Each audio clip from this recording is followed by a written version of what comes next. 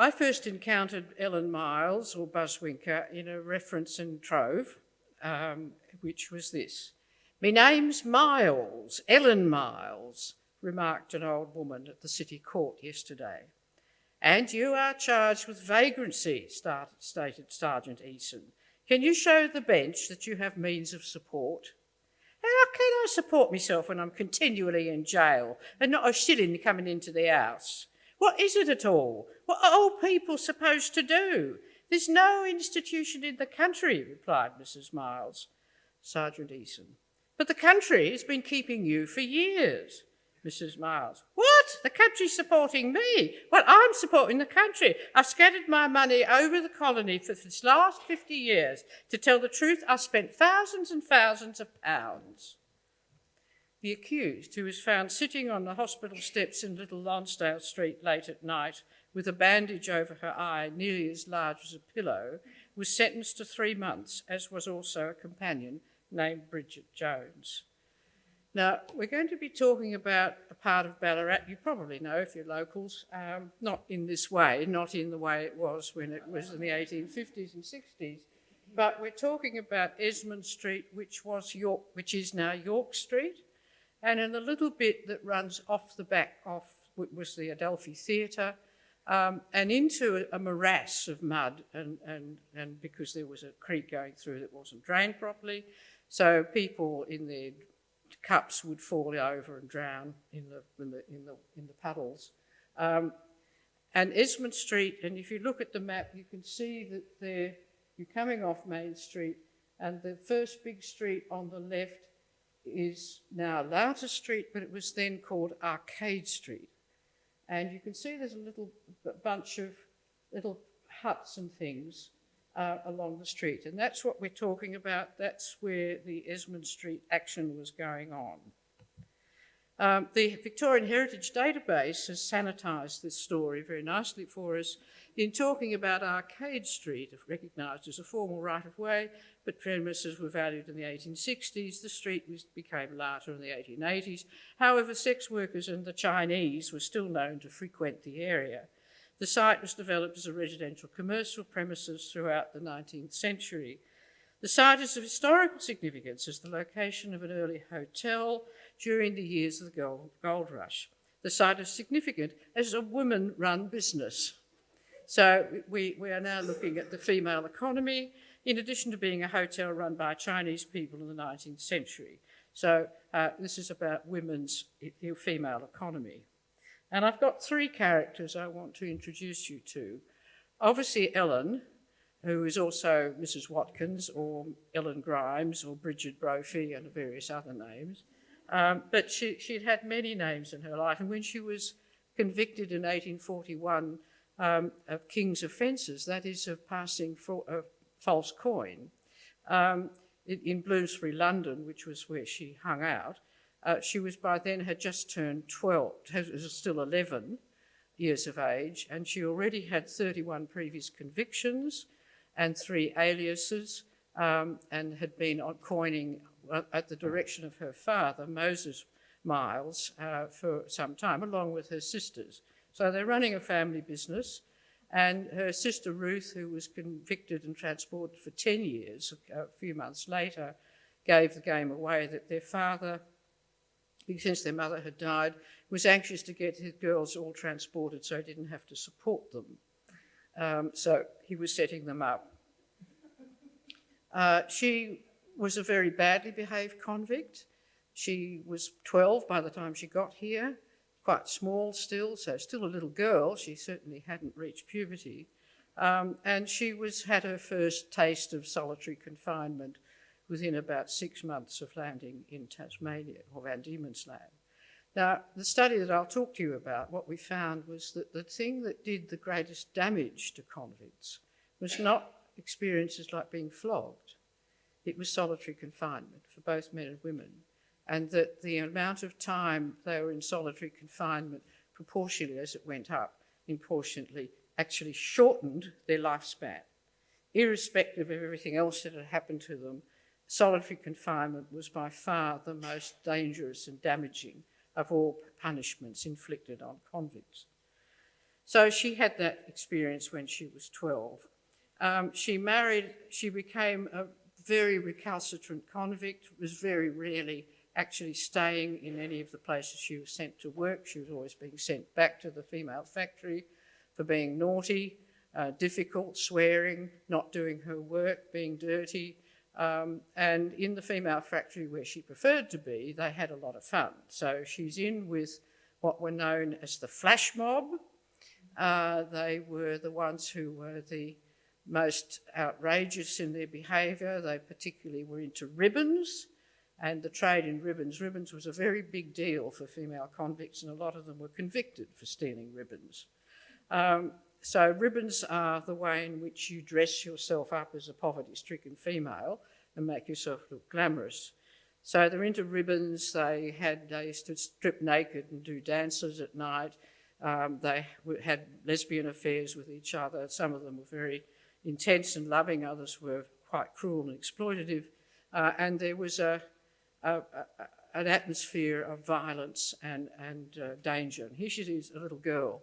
But in fact, her whole life had been largely in institutions, and most of her childhood was spent in and out of the St Pancras workhouse in London. And my husband, who was a Londoner, the great shame of his family history was that one of his ancestors had been the beadle of St Pancras workhouse. If you know your Dickens, you know that beadles were very bad news. She'd been in and out of the workhouse. She'd actually spent most of her childhood there, and not with her sisters. Their mother was dead, and they'd leave her there. And that's where she learned to read and write. So she was literate, it seems, roughly. And later, I mean, 1903, she put herself down on the electoral roll, so she was there to vote. Whether she exercised it, I don't know. But so she had, that was the skill she got, was learning to read and write roughly. And her experience in all her life was living in institutions and had been up to then. So the convict system was nothing new. And the convict system, in its way, was meant to be to rehabilitate convicts. The idea was that they would work as servants and workers in the penal economy, and if they misbehaved, then they'd get punished. After that, there'd be secondary punishments. But they went into the system with the expectation that they would work for their living and that they would learn skills and be able to live an independent life when they left. Now, she got married when she finished her sentence. She had some extensions to her sentence for violence. She was involved in some very violent riots. And she married another Londoner, Thomas Watkins, and they had a baby, and the baby died and had no more children. So it would suggest that she had venereal disease by that time. They set off for Port Phillip when the news of the gold reached Van Diemen's Land, and the news of the gold finds were electrifying in Van Diemen's Land. The message was there was all this gold, and people who had been convicts were picking it up and making a fortune overnight. So here was this extraordinary opportunity to win the bonanza. And so, of course, they all rushed over. Melbourne went into panic. They tried to pass legislation which was called the Convicts Prevention Act, which was to prevent anyone who even had a proper ticket of leave or a pardon from being able to come to Victoria. It had to go to London to be approved by the Colonial Office, and the Colonial Office said, no, you can't do that. If they've served their sentence, they are free. You can't control where they move, so that all flopped. But for about a year before all of that went through, going to London and coming back again by ship, quite a lot was stopped. But we think that around 30,000 at least crossed over, and probably and more after that. So, we're looking at probably half or more than half of all those who were convicts in Tasmania coming to Victoria and at least spending some time here or passing through. Some went back, some moved on. So they set off for Port Phillip, and she's very quickly found on the street, working the streets with a group of other women, running around, giggling and laughing and carrying on and making a lot of noise and wearing ribbons. And so she moved, and Thomas goes off to do his thing. He's a thief, and then he goes off to the Goldfields, and she ends up in Ballarat, in Esmond Street, running this brothel, and she became notorious. She was a character, if you like. She had, as most of them had, an incredibly vicious, vile tongue. And so all these women had to defend themselves in life was physical violence, which they were not reluctant to use.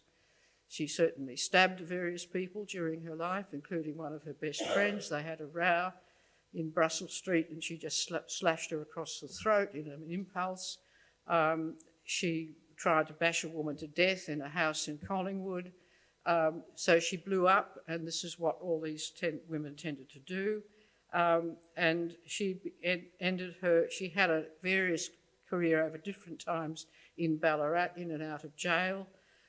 She became such a well-known character that she had the nickname of Buzzwinker, which was something to do with stealing and picking pockets, that the Phoenix Foundry named a notoriously unstable train after her, the Buzzwinker, which was always getting into accidents ever afterward. Anyway, she waddled, and they thought it reminded. So that was what the diggers used her name for, because all these women in Ballarat would have quite horrendous nicknames, very crude nicknames, particularly ones relating them to meat.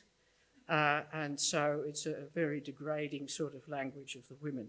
So she had an enormous criminal record that extended to her very long life. She lived to be 89, and she ended up finally in the Ballarat Benevolent Asylum, dying the year after the First World War. So her life spanned from 1830 to 1919, and a huge swathe of history had passed by her in that time. Now, another character who was as famous in Ballarat was Bet Naylor, who started off as Elizabeth Morgan, who transported on the America. She was Welsh, she was a widow, and she was a very tough character as well. She set up as a brothel keeper as soon as she got out of the convict system, and could do so in Hobart, in Wapping, which was the very rough part of Hobart. And so she ran, and she had a couple of daughters, and her specialty was actually prostituting her own daughters, and quite a few of the convict women did that. A child was an asset, an economic asset, and one can only assume that the same had been done to some of them. So these are the sorts of things, we can think they're all colourful characters, and they are, but there's this other side that's going on, so you can't romanticise it. You can't see it as entertainment. This is very grim social history, where children are economic assets, and you use them to work, you use them from a very early age to be earning a living, and if with girls, you sell their bodies. And young girls, young virgins, were very, very valuable in the brothel trade, because it was believed that, particularly by Chinese diggers, that having intercourse with a virgin would cure you of syphilis. So that was a little specialty of these women. Now, Bet Naylor was Welsh, as I said, and she came to Ballarat. She eventually had 9 premises, so most of those black dots on the map belonged to her. And she had 2 daughters who survived. She's meant to have had about 9 children, according to her death certificate. And they were still around when she was doing them. One might have been adopted. So she had all these properties. She was famous or infamous for appearing in the Ballarat East Court and giving great tirades of very eloquent Welsh English. But the other things that she specialised in providing services for Welsh diggers. So, if you like, she was selling Welsh sex, and you might like to speculate what that might be distinctive. It might be very prolonged, for instance, like the names. Anyway, she had all these dramatic experiences, and one of the things about it is she was so infamous that there was an obscene pamphlet, an obscene and profane pamphlet, written about her called Bette Naylor's Conversion, which prompted a police investigation, but I've not been able to trace a copy. The third one is also Welsh. Now, it's nothing about Welsh women, but the number of them were these characters in Ballarat. Mary Holhouse, and she was married to John Cray, and they ran an oyster shop, which is a front for a brothel in Arcade Street. And so again, she had her daughters and all the girls.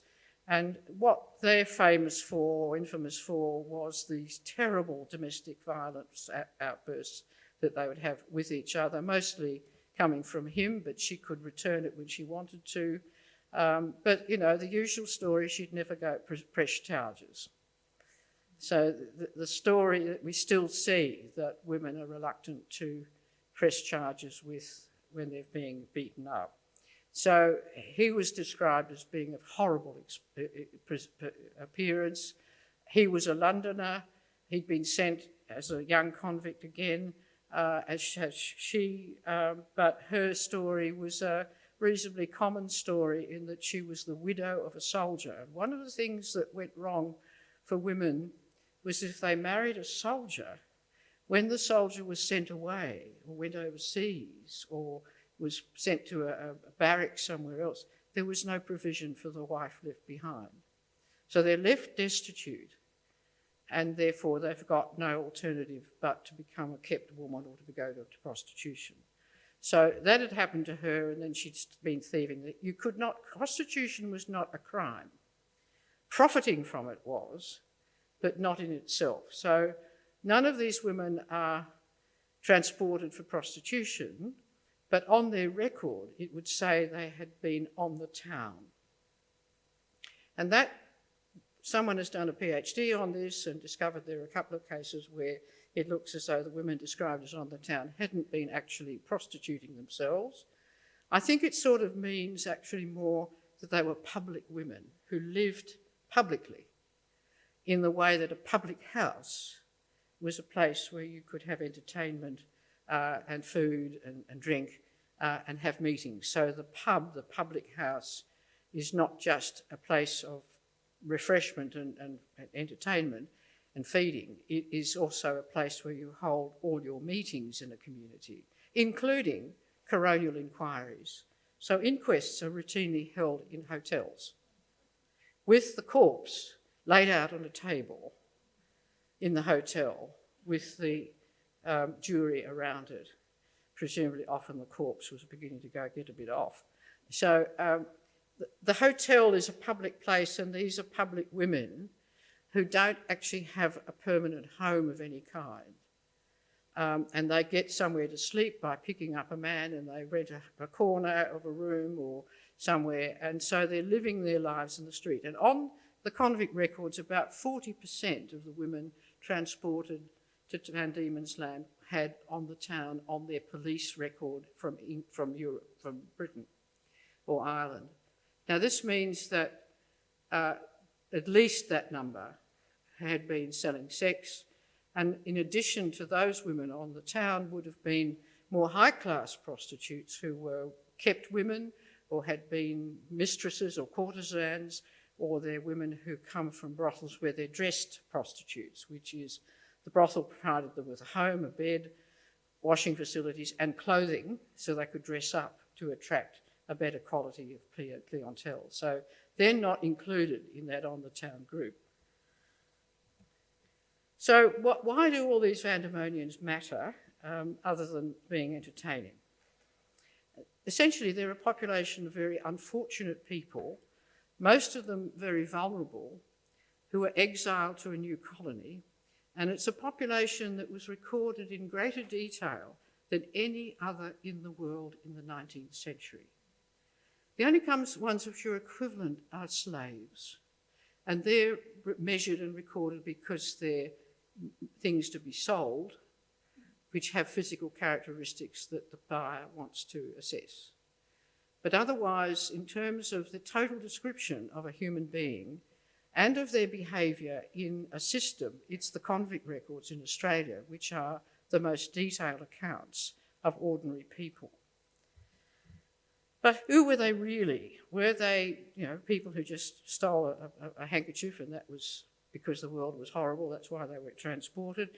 How did they end up in this plight? What were the deeper drivers of their offending and their punishment? And then what happened to them under sentence? Did it affect them? Did it change their lives? Did it do permanent trauma and damage? We don't know. And then what happened to them after they left the system? What were they able to do? And that's the big unknown in Australian history, that some people have got stories usually of exceptional convicts who did remarkable things, or people have dig out a family story, and that's only been coming out recently. But we've actually not known anything other than a few iconic stories and names of what happened to them afterwards. There's a lot of assumptions made. So what contribution did they make to the making of colonial Australia? And what can their story tell us about, in particular, the role of the state in social control and the duty of care of society? Are there deeper questions that we can dig out from this?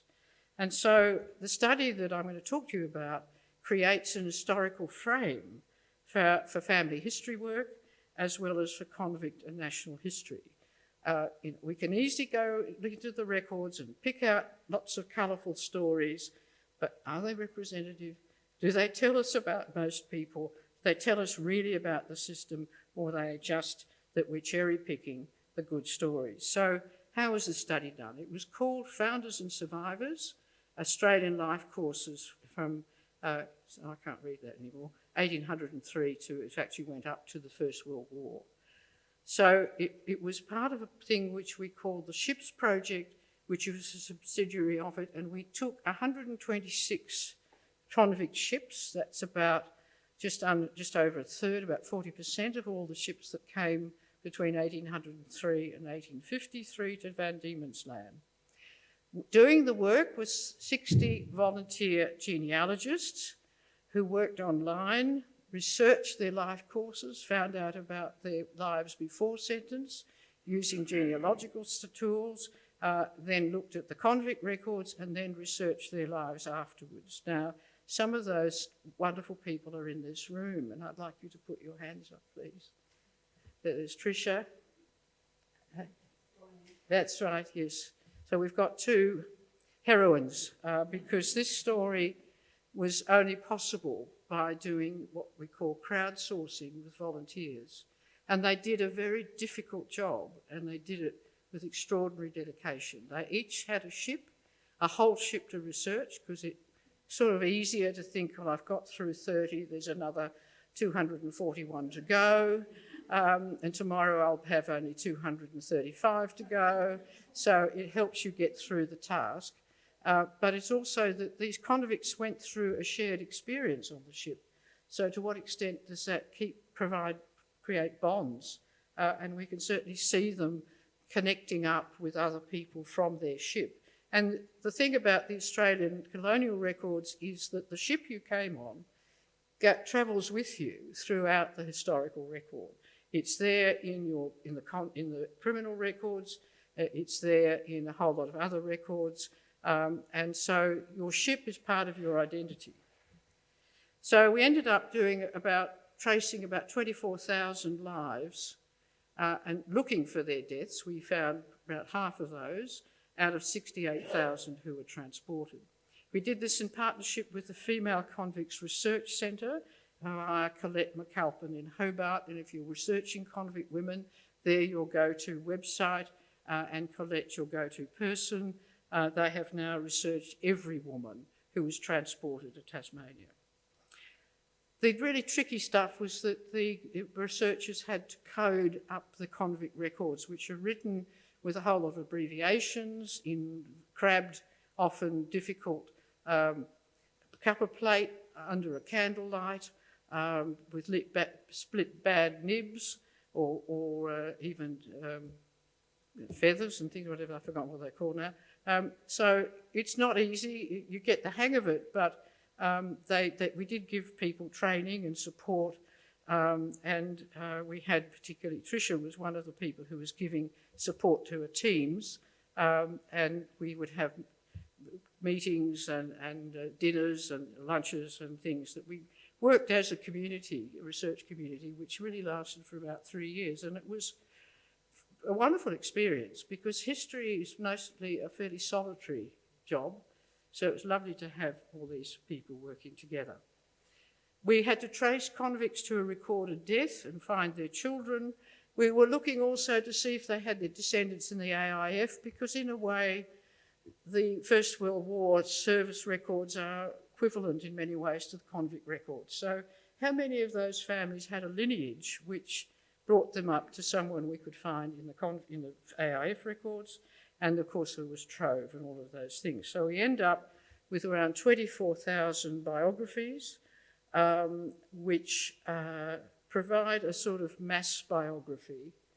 And when you put a lot of biographies together, you can actually tell something about that community, that society.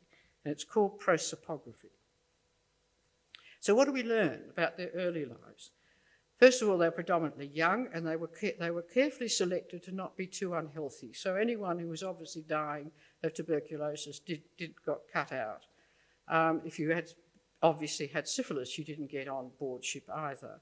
But, you know, some slipped through, but on the whole, they were looking for young, healthy adults who could work in the colony.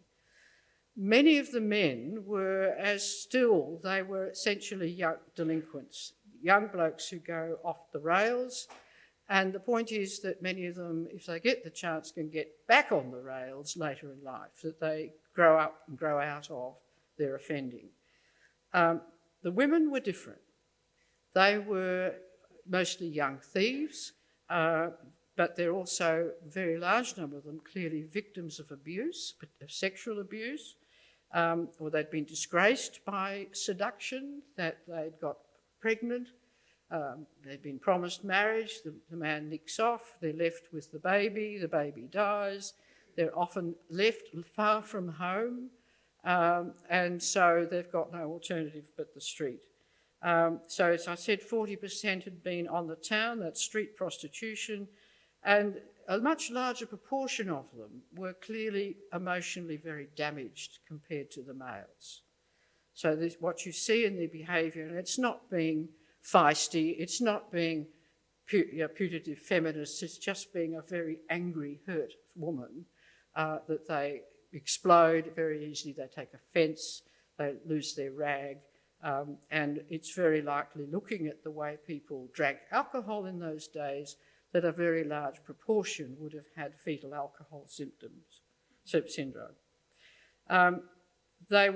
All of them were 3 or more times likely to have lost a parent, including both parents. And this was turned out to be key, and I'll show you in a minute.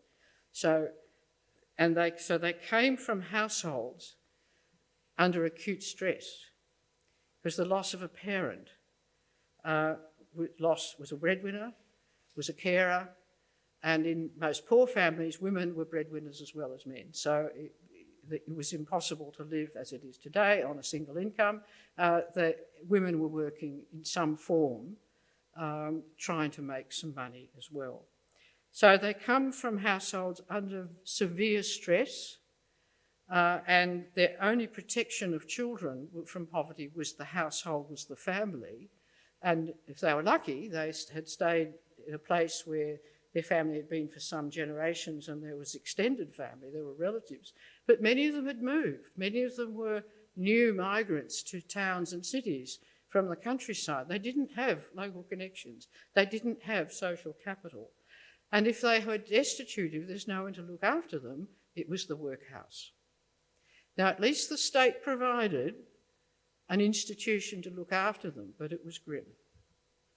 So if you're a bit statistically minded, this is the work of Rebecca Kippen, who is at Monash in Bendigo. And what she was able to compare was what she was able to work out from the data, what the rate of orphanhood, that's have lost both parents, amongst England and Wales, in Surrey, which includes London. Liverpool, you'll see, is far worse than London, and then there's Ireland, and then there's Ireland including the famine mortality, and then Glasgow. Now, one of the things we found, which was important, was that people who'd been born in port cities, that is London, Plymouth, Southampton, Liverpool, Bristol, Glasgow, Edinburgh, Dublin, Belfast, Cork, were the most vulnerable of all the convicts in terms of life expectancy. So what's so special about port cities? They're very bad places for women who don't have a husband or a father as a breadwinner and protector. There's no respectable work for women other than domestic service, and you had children, you didn't get a job. So it's a place full of violence, transience, heavy drinking, abuse, and prostitution, and that is a very bad environment to be born into. Even in the womb, the effects of that sort of continuous stress, stimulating stress hormones in the fetus, causes brain damage, and they'll talk to you about that at the Royal Children's Hospital's Murdoch Institute. So Liverpool had the worst crime statistics for women in the whole of Great Britain.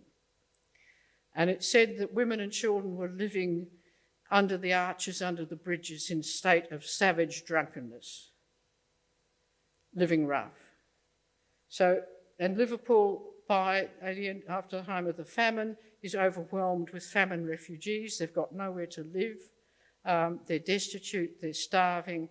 This is a nightmare. And Liverpool and Glasgow have actually never recovered from the tsunami of famine refugees from Ireland in the middle of the 19th century.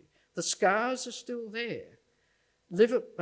Glasgow in particular has a difference in life expectancy, which is about one of the worst in Europe between working class, poor working class, and everybody else. It's worse than the Aboriginal gap here. So you can see up there the differences in the convicts themselves, and that they are much more likely, particularly the women, to not have a mother and father. So they are therefore absolutely alone in the world. Maybe they've got siblings. How are they going to live?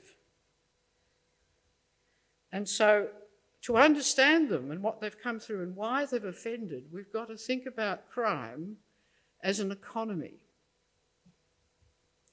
And this is a period in Great Britain after the Napoleonic Wars of very great economic and social dislocation and political dislocation. The French Revolution blew up Europe, blew up people's expectations and desires and desire for freedom, and produced a huge amount of actual repression of free speech, of combinations or unions, and of political activity.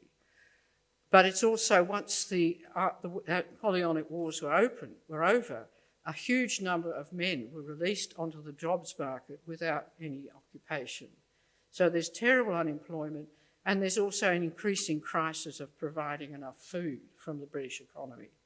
So there's a food crisis, there's a work crisis, there's an accommodation crisis because the birth rate has gone up. And there's got a big sudden growth in population, and people are moving from country to town and moving into, say, a place like Leicester, which has still got its medieval walls. Everybody's crowded into this small space. Their living conditions get worse and worse and worse. And within Leicester, you've got your traditional artisans, the stocking weavers, who are being replaced by machines. And so you've got, with Industrial Revolution, a crisis of all these people who suddenly lose their job. So we're going through now a later stage of deindustrialisation. This is the first one, and it was catastrophic. And amongst the convicts, there are lots of men whose identity is that they were a weaver. And they die in Ballarat, and on their death certificate it says weaver, an occupation, and they haven't been a weaver for 50 years.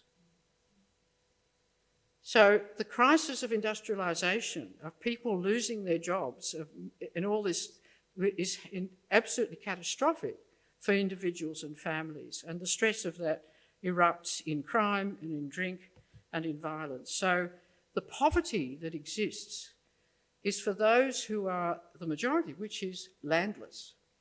They don't have any entitlement to property. they don't have an entitlement to housing. They don't have an entitlement to land and all they can do is earn enough to pay rent.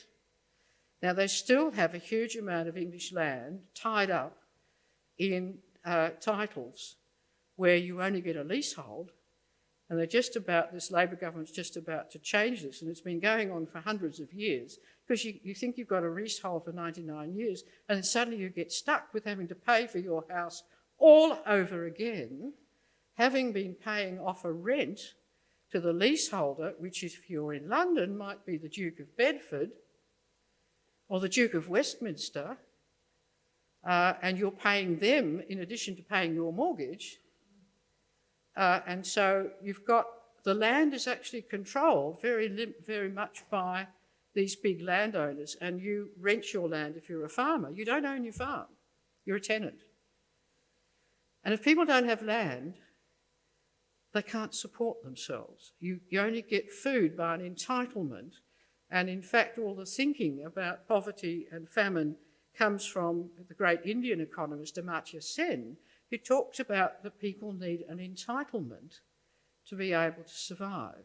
And that entitlement in modern times, in our sort of world, is actually provided by the state, unless you own property of your own. And that was the great dream in Australia, was that here you could own property. And now it's biting us on the backside because everybody is bought into property of a certain age, and it's now unaffordable to the generation coming up.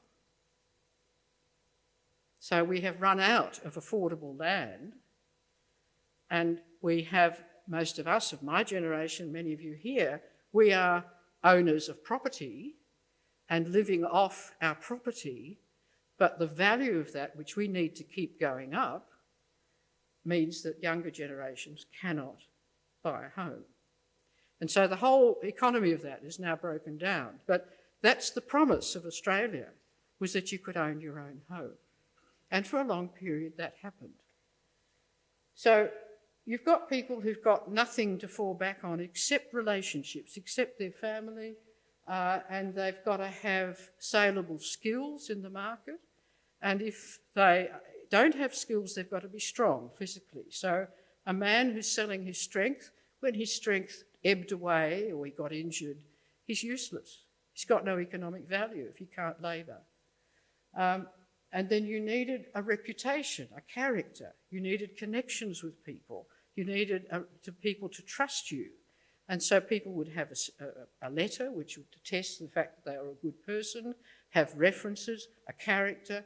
But a woman who had a baby out of wedlock lost her character.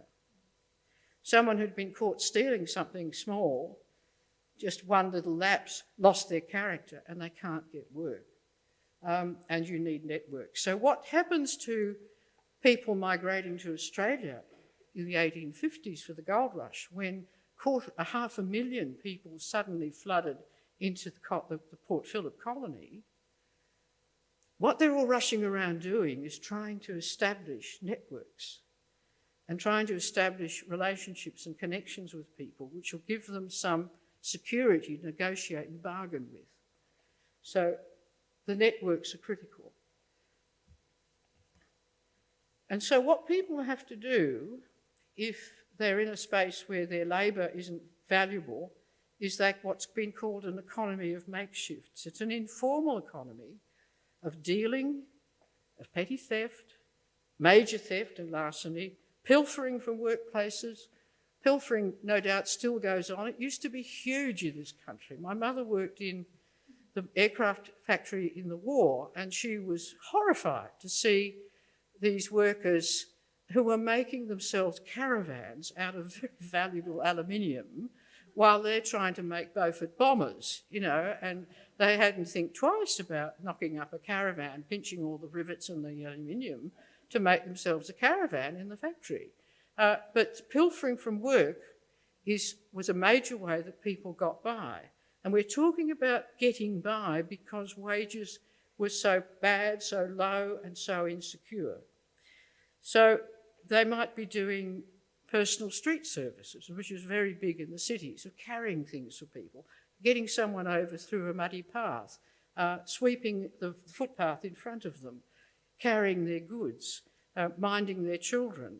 And what you have is people without any means. They live off those who have means. So you have the very poor making sure they live near the very rich. And you can see this in Melbourne, where you've got the very rich in the 1860s, from then on, living in the upper end of Collins Street, and behind them are all these lanes where the very poor live and where the servant class lives. And so the poor are attracted to the rich because they're a resource like coal to live off. The other thing that was only available particularly to women, but to some extent to boys, was selling sex. And it was a world made for men and women who didn't have a male breadwinner or a protector like a brother or an uncle or a father, and didn't have a character. The only thing they had to sell was their body. I mean, if they were a seamstress, nobody paid you much for being a seamstress. You didn't get enough to live on. You could work in as a servant, but you had to be of good character to work as a servant. Someone wasn't going to have you in the house with children if they thought you were a bad woman. So if they've got any taint, they can't work in a place with respectable people. So they have to sell their bodies, and most of the sex trade was actually not about the sex, it was about the stealing. And it's what's called bilking. So you've got buzzwinking and you've got bilking. And bilking was where a prostitute got a man very, very drunk and got his trousers off and rifled his pockets and then left him without his trousers. And so he was very embarrassed and had to run around without his trousers.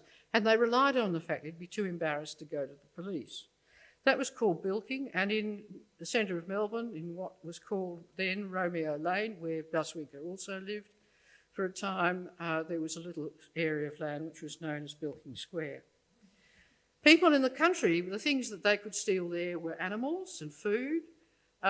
In the city, they're stealing clothing and cloth. Handkerchiefs were very valuable. They're made of silk. You could get a lot for a handkerchief. I mean, it's like stealing a mobile phone. Well, not that they're worth much anymore, but, you know, that these were everyday things which are worth a lot, and what that matters is whether you can pass them on to someone else and be able to sell them on. So there's a very porous boundary between survival and techniques and crime. And it's very easy to slip from one to the other. So they're not necessarily really bad people, but some of them are very damaged. Very few are transported for violent crimes like murder. The most commonly would be women who had killed a baby in infanticide, or they've killed someone there was a woman who was had an affair with a Coldstream guard in London, a Grenadier guard, sorry, and he let her down and infected her with venereal disease, so she shot him between the temple very directly in St James Park. Then she ended up, you know, living in Melbourne in South Yarra. She did all right. So they're cut free. They used to call it cutting someone free from the system. And what happened to them? And there's a very big difference. While they're in the convict system, men and women had a very similar death rate. And we use death and time of death as a fundamental measure of stress on the body and the soul. The body doesn't lie. The body records what happens to you. And so looking at using the two things we used, the time of age of death, and we used family formation. Could people form a family? Could they form a family that would endure and have descendants? And that was not about fitness or biological things, it's about social things. It's about whether they can function in an economy and earn enough money and be steady enough to raise children who in turn will be able to rear a family. So we're talking about these fundamental human needs to achievements. So once they left the convict system, there was a big difference suddenly between what happened to men and women. And in the first 10 years out of the system, women suddenly started dying at a much higher rate than men because they were now unprotected. When they're in the convict system, the state had protected them. It had fed them, it had housed them, it had given them clothing, and it had protected them from random violence, except from other convicts. But they had been, the state had provided a refuge and security. Men who survived the convict system, we found, were to do as well as other men generally, and even better than poor men, working class men in England, that they actually did slightly better than those left behind. One of the things you need to remember was that they were working convicts. They were getting up to 4,000 calories a day in food. So they're getting a lot of food. It's the same principle they used with slaves, that they starved them when they were children and when they weren't working, but when they worked, they fed them a lot because, it's like animals. You have to feed your working beasts. And so they got a lot of calories. But they did find it very hard to find a wife for two reasons. There was a shortage of women, and a severe shortage of women, and there was a shortage of women who were prepared to marry ex-convict men, and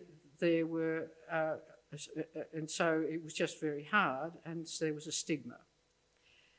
But the more respectable were able to conceal their convict past. They mightn't look too bad, they mightn't look too battered, they might be able to control their speech so they didn't use too many profanities and obscenities. They might not lose their rags so quickly, and they could pass as like anyone else. And they started coming to Victoria in numbers in the late 1830s when there was a shortage of labour, particularly in the Western District, and they started bringing convicts over then. But in terms of their outcomes of their lives, this table tells the story. If you look at the life expectancy of Tasmanian men and women, they do very well compared to England.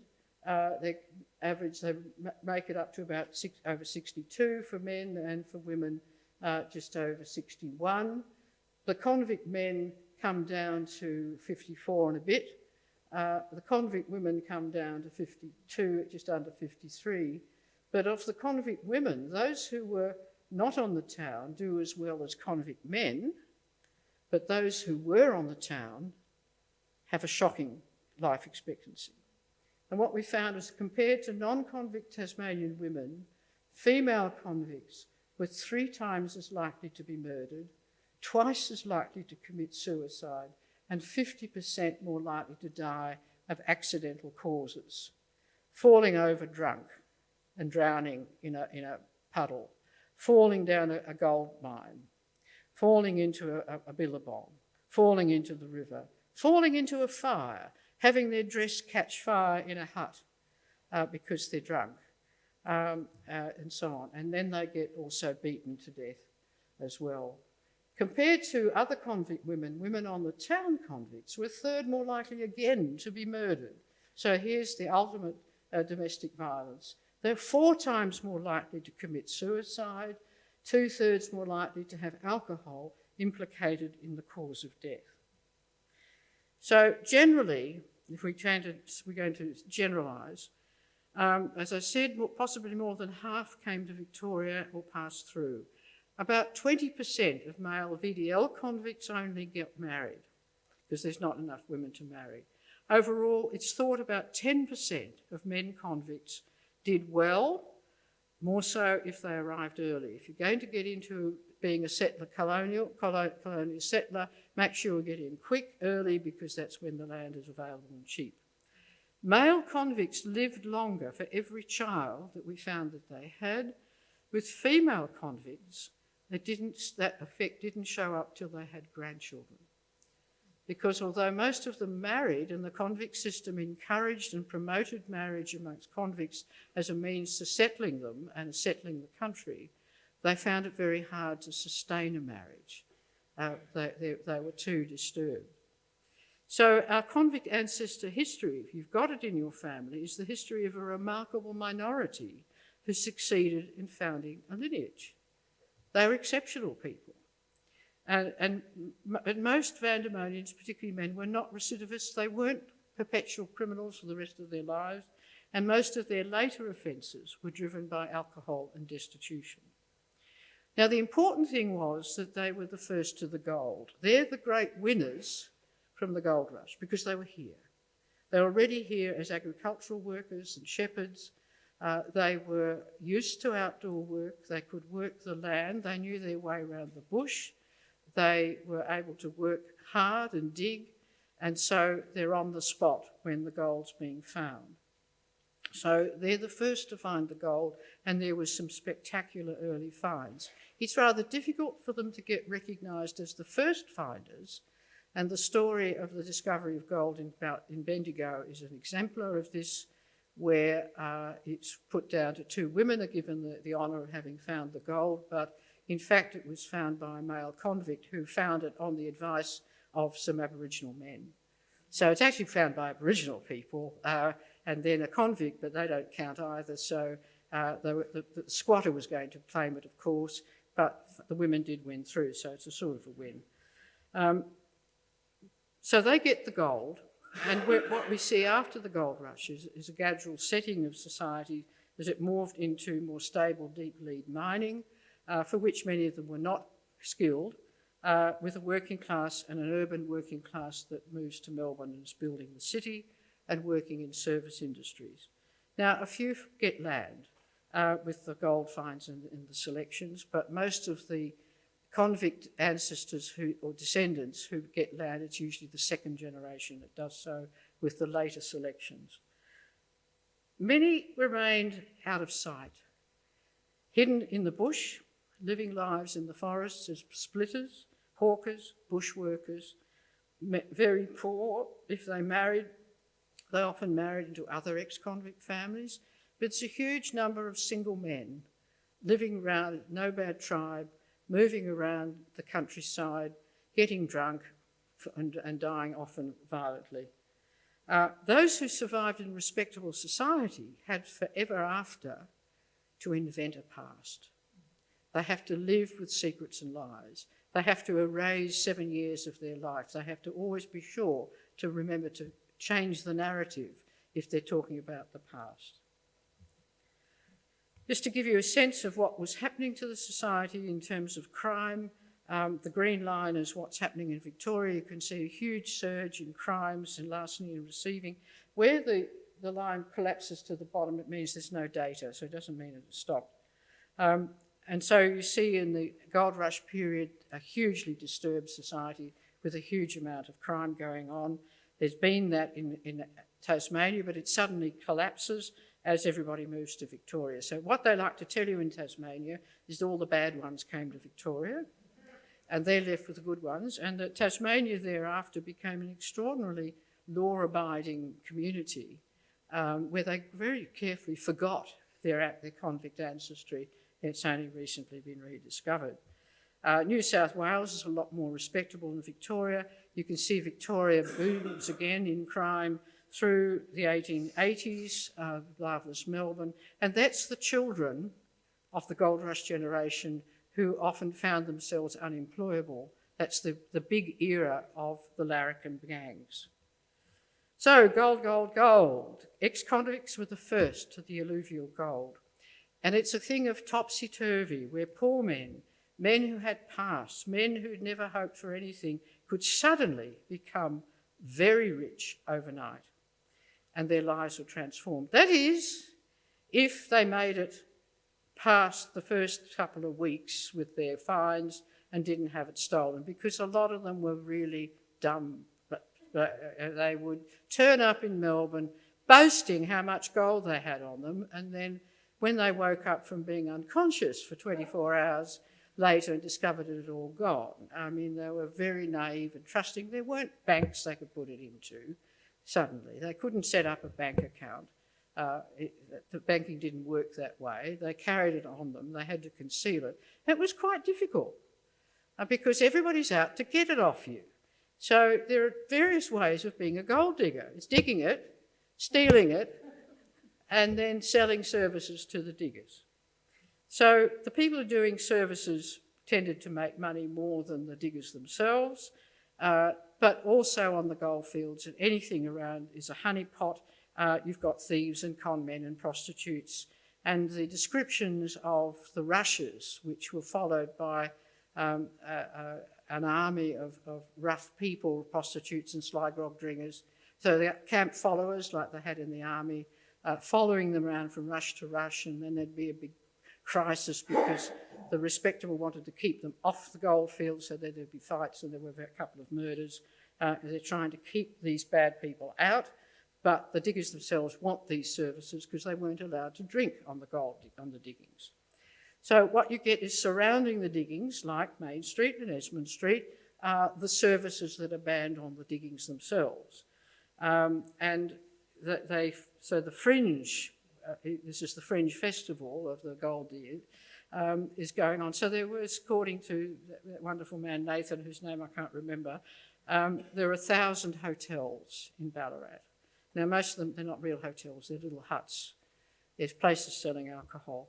And it's a nightlife of fighting, of foul language, sexual assault, a lot of distress to respectable people living near Main Street in particular. There's descriptions of incredible fights in broad daylight between women stripped to the waist and smashing each other to pieces, and terrible language flowing and so on. There's also a lot of sexual assault going on, most of it hidden, very little of it prosecuted. But here's the great trope of the successful digger, which had captivated Charles Dickens. He wrote his story, the digger's wedding, and here it is illustrated in Melbourne. He sets the digging's wedding in, I think, Romeo Lane, in a brothel owned by an ex-Vandemonian, and her ugly daughter marries this digger, or goes through a form of marriage, and then they parade the streets, shipping champagne and lighting their cigars from £5 notes. And this is everything that repelled the entitled, the rich, the people who expected to be the ones with money, how these awful people could have money. These are the bogans of the 1850s, and they really upset people. And the ultimate insult, including from the Bishop of Melbourne, Archbishop Perry's wife, Mrs. Perry, who helped found the Women's Hospital, they described these women as these fat, red-faced girls from the Irish unions, that is, that they came from the workhouse, and they've all got thick ankles. This is the ultimate insult to a woman in the mid-19th century, was to have thick ankles. I think many of us would be doomed. Anyway, thick-ankled or not, that was the ultimate insult. But, you know, the story is of a diggings with Methodist class meetings on Sunday mornings, and people standing around listening to preachers, many of them lay people, sometimes even women preachers, and you've got the sly grog, and you can see someone's insensible there, and so you've got all this, you've got these rich pickings for buzzwinking and bilking. And I'm indebted to that gentleman again for this, which is to explain why everything was so wild. This is another of S.T. Gill's drawings of the King of the Terrors, of the horrors of life in the street. And this was the knocker, the recipe for which was the most popular drink in Main Street, Ballarat. Half pint methylated spirits, half a cupful of cayenne pepper, half a teaspoon of Indian opium, I think they would operate against each other a bit, 2 gallons water, 2 gallons of Jamaica rum, use hot water, stir well, and allow to stand for 24 hours. It would kill you, mostly. And the thing about the alcohol they drank was that it was adulterated. One of the very biggest reforms that improved the lives of the poor was the coming of regulation of the quality of food and drink, particularly alcohol. And it's not till the 1890s that they've got the chemical skills or technology to be able to analyse what's going into alcohol, because alcohol was always being enriched and added to give it more kick, because the knocker was going to knock you out, and that's what people wanted, to be knocked out, even permanently. And the more you could knock people out, you could water it down and sell more of it. And so it's like a society that's on methamphetamine. And so through the courts are going all these horrendous violent crimes of people who are off their brain. And this is why. And this is what they should be selling in Sovereign Hill in Main Street. Not cups of very weak coffee. So Sovereign Hill is selling you a little bit of a fib. It wasn't like that at all. And so the diggers fell into two groups, as S.D. Gill saw. You've got the improvident diggers who spent a lot of money on beautiful waistcoats and gold chains and top hats and scarves and things on cravats, and they're looking at the jewellers, and you've got the provident digger who's looking at land sales. So let's talk some good stories. Success story number one, this is James Kimber, who was transported for being a swing rioter. These are the last big agricultural political riots in Britain in the early 1830s. They're riots against the coming of machinery, the threshing machines, by the agricultural labourers whose wages were going down and down and down, whose rights were being eroded completely. And there's this phenomenal uprising all through principally the southeast and southwest of England by the agricultural labourers. He was one, he was 18, his local tenant farmer was squeezing him, his sister is an agricultural labourer. Women were working as much as men in the fields, threshing and harvesting and ploughing, and their wages were being cut and cut and cut. And so they erupt and they attack the landowners, they attack the parsons, they attack the lords, and they attack the millers, because millers were always hated, because millers controlled the price of grain. Everyone had to take their wheat or barley, whatever, to be milled, and so millers were, you may know there's a beautiful old English folk song that the Jolly Miller, who's sang upon the Miller's Dee, his song from dawn to night, there was no man, sorry, anyway, I care for nobody and no, not I, and nobody cares for me, is how it ends. So James Kimber was one of those. He was very young when he was transported. He had the ultimate green fingers, and he was such a good horticulturalist that he had great difficulty getting a release from his sentence when he was entitled to, because they just couldn't bear to let him go. He used to be one of these people who could grow cucumbers like that. He got to Melbourne, he set up in Richmond, and then came the gold rush. He set off, he found a lot of gold, he bought a lot of land in Preston, turned that into a massive market garden, which was also selling building materials. He was a very successful businessman for the rest of his life, and then retired back to Richmond to a house. He had invested in property, or everybody did who had money. You bought other houses, and he called them Mulberry Street. You can look it up, and his house was Mulberry Cottage, and he is in his garden at Mulberry Cottage. It's a romantic English garden with lots of growth, none of this tight lawn mowing and things. And he made a lot of money and had a very big estate when he died, but he remained illiterate, never learnt to read and write.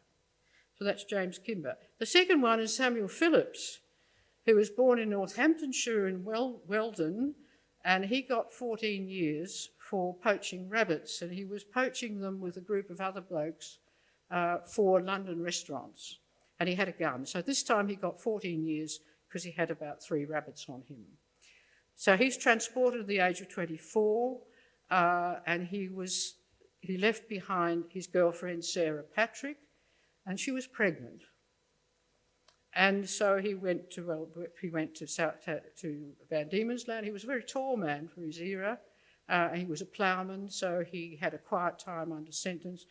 Finished his sentence after 14 years, and then there was another about 8 years, and then the gold rush news came. So he's over to Victoria, and about 9 months later, he's on a ship to Liverpool. 6 weeks after landing in Liverpool, there's a double church service in the parish church at Corby. And the first service was where he married Sarah Patrick. They both were illiterate. We've no idea how they knew still about each other. how they were in touch, or whether he just appeared like they do in some of Dickens' stories where someone comes back from being overseas for 30 years, here's your brother William and he's made his fortune in Bermuda or something, whether he just appeared at the doorstep and said, I'm back. They got married, and the second service was to christen the daughter she had been carrying when he was transported. She was by then married, but by the second christening, it legitimated her. And she was to stay with him for the rest of his life. Now, he'd been... But that's not the end of the story. There's more. He had on him about £1,200. And he went and bought a very nice bit of land just released from the local lord, who'd been the person who'd put him in jail for poaching, and bought this farm, and they're still there. And this is it. And they've just recently redone the house. So he died, his probated death was £300, but the farm was going. It's still a going farm. The family's still... And one of his grandsons was a Conservative Tory councillor, so they did all right, didn't they? The third success story is a woman called Lydia Ford, who was born in London and the Strand in Westminster. She got 7 years at the age of 17 for larceny as a servant. She stole a bit of money. And at 19, while still a convict, she was married to Henry Barker, who had also been transported at an early age. They both came to Ballarat. Henry was a butcher, and so butchers made a fair bit of money on the Goldfields, cutting up meat and selling it, and he was also dabbling in mining. But in 1858, it all went bust, and he disappeared. But Lydia must have had what's called a town right, because we can tell this from this court report from 5 years later, where Henry Barker was charged with having threatened to shoot his wife. Mr. Jeffrey appeared for the accused. The prosecutrix deposed that she'd had not seen the prisoner, for 5 years. She had 4 children, that she supported herself. A few evenings ago, the prisoner visited her, called her all sorts of opprobrious names, and threatened to shoot her if she did not, if he got 6 months for it. And so she was supporting herself, keeping borders. He was bound to the peace for 6 months, and he disappeared from then on. He was to die. He was in a mental asylum within 10 years and died there eventually, never left it. So probably alcohol-related mental illness. So she had her 4 children, and she stayed at Tress Street till she died at 80. She's got descendants who've been in touch. So it seems to have been just from her daughter who found a husband who was all right. The sons struggled. They found it much harder to make a living, and they were criminally youthful offenders and later had problems with alcohol. But what had saved Lydia, what had made it possible for her, was the town right. How many of you know about the miners' right and the town right? Some of you, right. The miners' right has been described as the most important thing that came out of Eureka. Yes, there was the vote, but the town right was effectively social housing. And it meant that you could, for a guinea a year, purchase an entitlement to often a quarter-acre block or bigger, where you could build a house and you could have cows and chooks and little orchard and all those things and a horse, and you could stay there. And my physiotherapist, his ancestor, Mr. Backway, got a town right in Maryborough in 1858, and other relatives got town rights and lived in the same street, and the family was still living on that in 1958. And there were families in Ballarat who were living on town rights from their mining rights until the 1990s, and Western Bait found them. There still were in Castlemaine in the 1990s. And Marjorie Theobald, who's written the history of Castlemaine, grew up there, and she was showing her cousin one of the last miners' right houses. And her cousin said, you know, those women then were better off than I was, because 20 years ago I was living in this street and my husband had left me and I lost my home.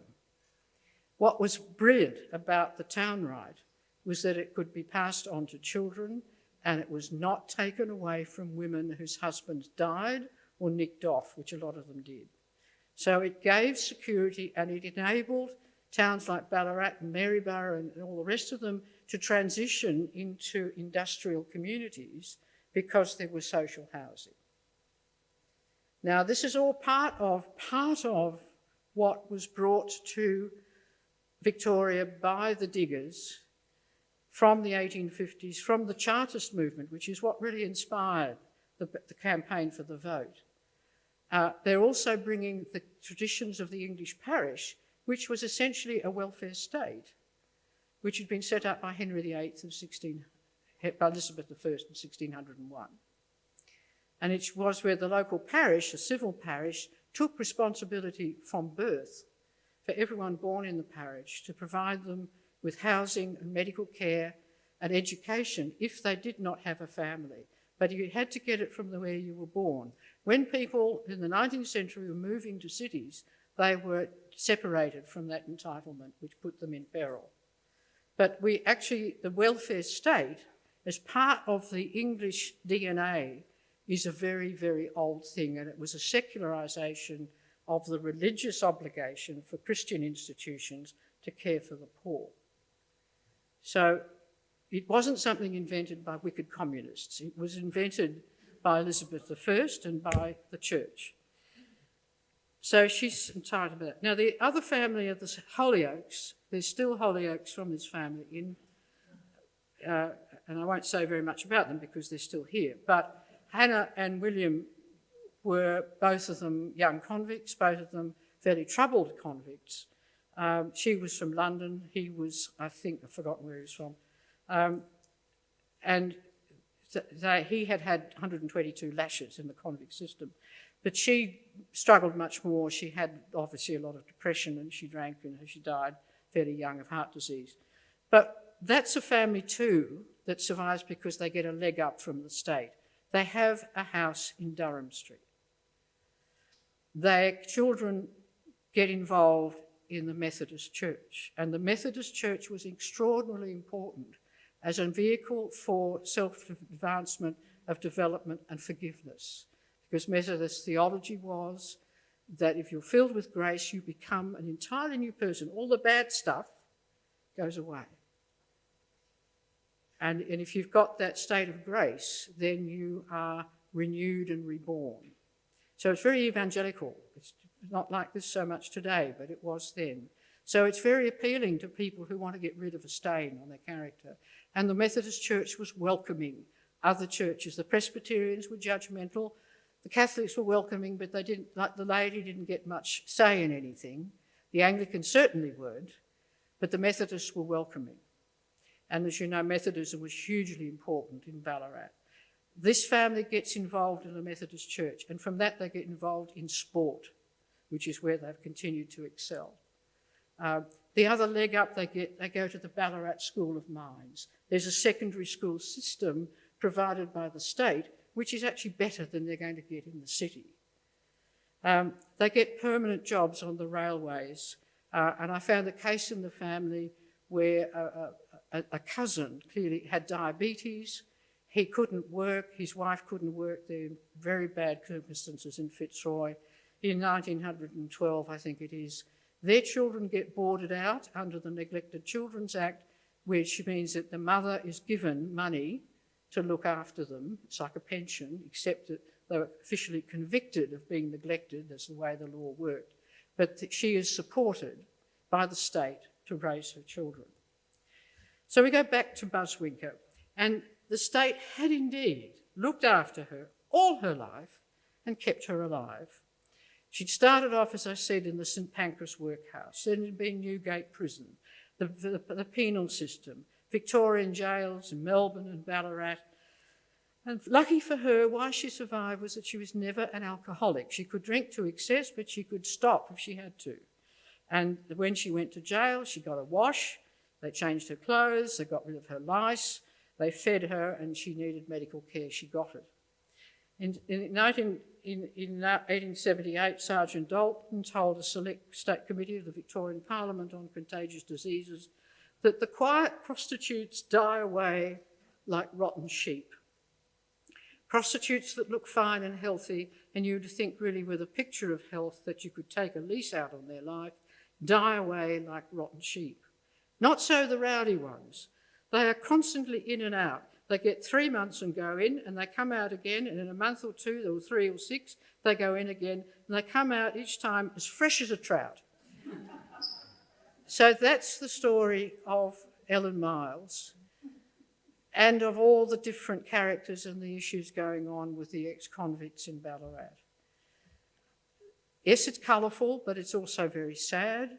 But the good parts are the things that where the state was actually looking out for people and supporting those who couldn't support themselves. So what I think is one really spectacularly impressive about Victorian history is the way in which the settlers set about building a society, that they build in Ballarat a benevolent asylum so early, that you must have a hospital. Every goldfield had a hospital built by the miners with their own voluntary contributions. Most of the larger towns had a benevolent asylum for the destitute aged. We never had workhouses where poverty was criminalised. The best benevolent asylums were pretty grim, but there was a roof over your head, it was a bed, and it was a meal. So we've got this residual welfare society operating from the beginning, and the convict system itself had incorporated the values of the parish system of welfare from Great Britain. If you're into Irish history, the important thing about Ireland is that the workhouse and the poor law didn't start operating until the famine. And so the Irish were far more vulnerable than their equivalents in England, because once they lost their family, as you can see from the statistics, everything absolutely fell apart for them. So that's the story of convicts. They are people who've lost their family. They are people who have no entitlement to earning a living. They are people who have no connections. They are people who don't have skills. They only have the biological capital, which is the muscles they might have to do work or their body to sell for sex. Thank you very much.